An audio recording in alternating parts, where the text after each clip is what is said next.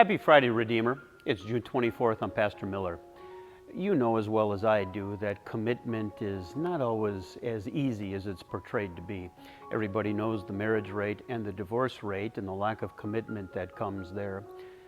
Employers have long lamented the lack of commitment that employees have to the job, sometimes showing up on time, sometimes doing and performing the duties of the job as are expected are difficult.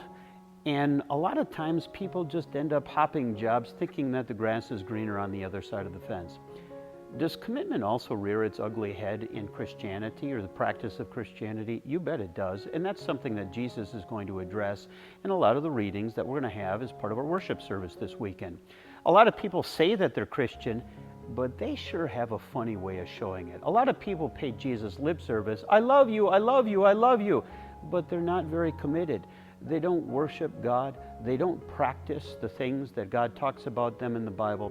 What does the Bible have to say about that? Come this Sunday and find out more. This last week at Redeemer on Sunday, we had our annual voters meeting. We previewed the work that we're going to be doing as a congregation in the year to come, as well as reviewing the good work that God accomplished, and there are all kinds of happy things that transpired this past year. We elected a slate of officers who will serve on our church council. We approved a budget, and we extended calls to people who will serve in the second grade classroom, Alex Moss, as well as calling a full-time pastor, Pastor Brian Gerlach. For more than 20 years, Pastor Gerlach has been serving as our administrator on the Commission of Worship for our church body and our synod. Keep them in your prayers.